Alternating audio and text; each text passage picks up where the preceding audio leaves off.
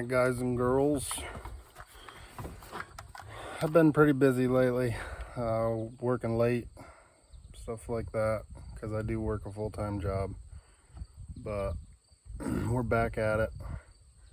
I have found time to put some framing up, but other than that, I've just been sawing lumber on my spare time.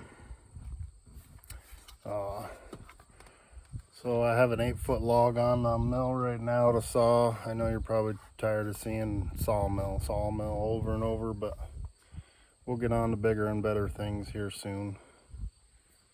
So the frame is pretty much all the way up. I'll show you that in a minute.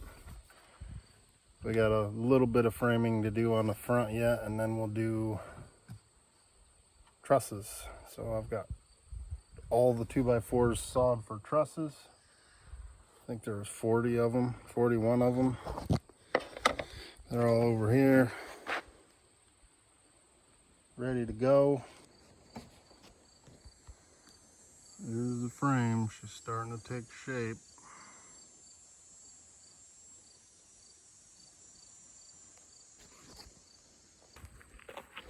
So that 1/16 that you lose every time is accounting for the kerf of the blade, because your blade has got, I don't know if you can see it real good, but you've got a tooth up, a tooth down, and a tooth straight. Tooth up, tooth down, tooth straight. So that creates that 1/16 of an inch kerf when the blade's cutting through it. So you got less than a 1/16 there on the tooth down, and then you'd be less, right on a 1/16 by the time you take these two together across the top. You'd be at a 1/16 of an inch for that blade. The other thing you saw me do when I first started the mill, I usually let the tension off the blade when I'm not sawing overnight or whatnot.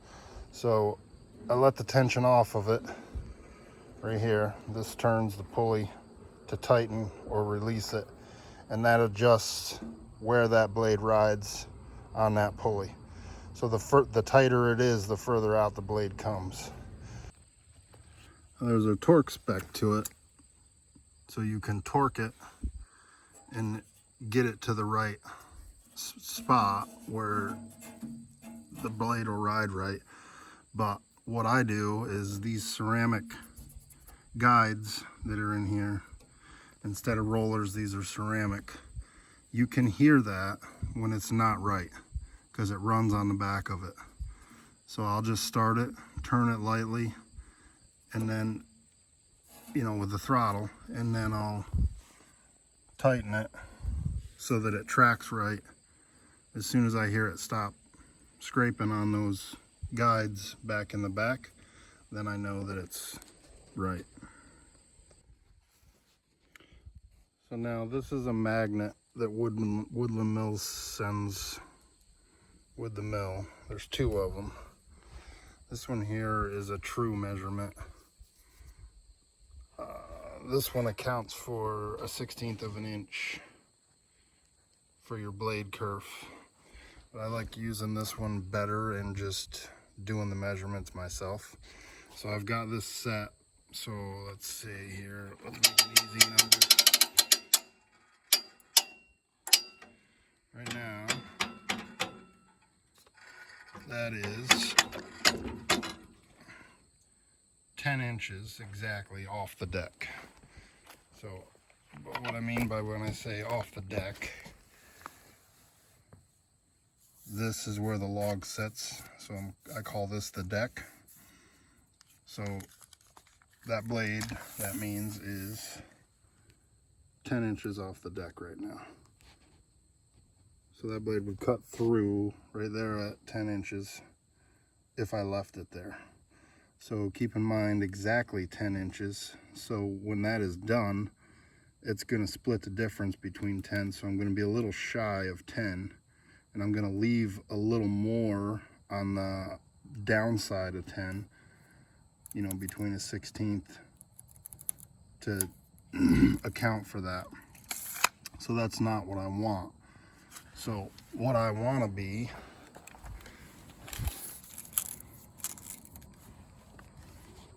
is the 4 1/16. Sorry, let me get the camera right. 4 1/16, and then I'm gonna come up 8 1/8. There it is, 8 1/8, and that should leave me, when I'm all done, with a 4. But remember, we're going backwards, so it's gonna go this way. But I have to know, you know, where I'm gonna be there. So I'm gonna be at 4 1/16 to cut through this log, and that top one, that'll give me the 4 for my 2x4s. And then I'll split that difference this way by 2s to get the 2 side of it. So now I've got 2x4s there, right? Which I can get 1, 2, 3, 4, 5, and 6. And then I'm gonna get 4, 8, 12, 6 times 3. I should get 18 2x4s out of this cant right here. So let's get started. All right, sorry, I think I said that wrong. You're gonna cut from the top down and measure from the bottom up. So you're kind of backwards there. So I'm gonna be 8 1/16, which 16th is not marked on this, but I did hang my magnet out over this edge so I could see the lines and know when I'm just about halfway in between. So that's gonna be really close, really, really close. So that's how I do that. So I'm cutting 8 1/16, but that measurement's gonna put you at 4.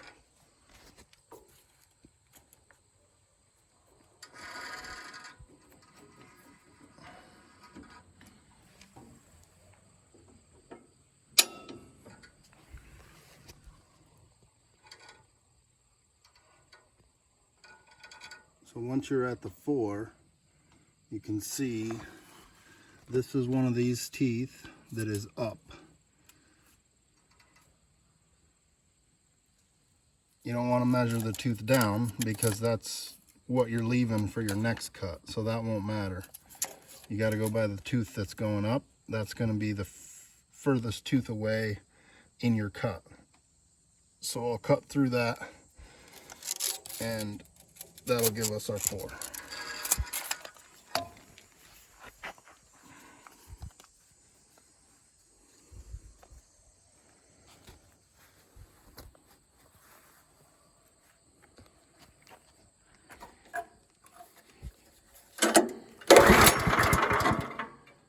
Sometimes you got to give her a half chunk.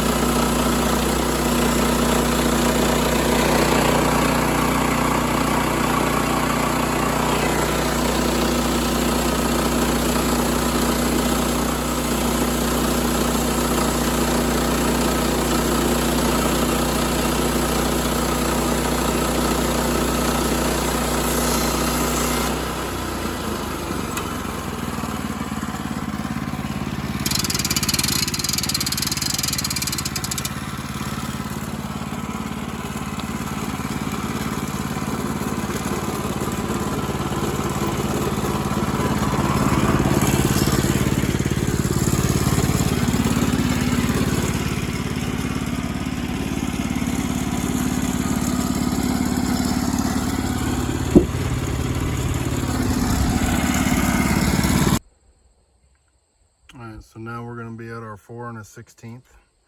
So we're 4 1/16 off the deck, which puts the tooth that's up right at the 4 inches.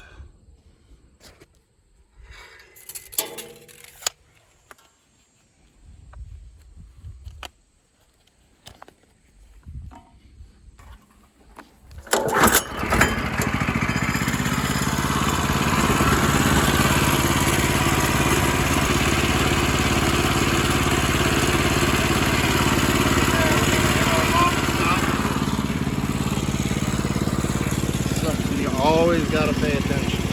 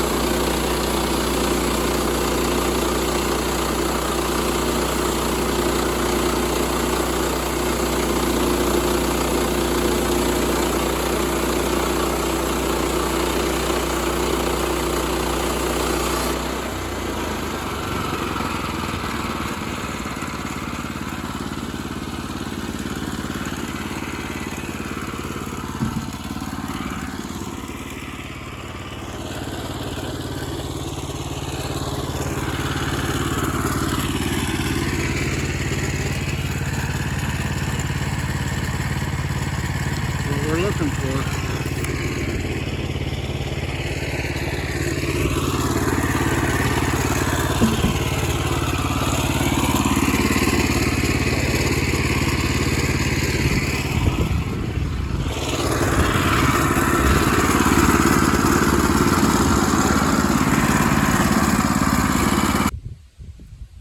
Alright, so our first cut in the 2s is going to be at 10 inches. So we'll cut through that one.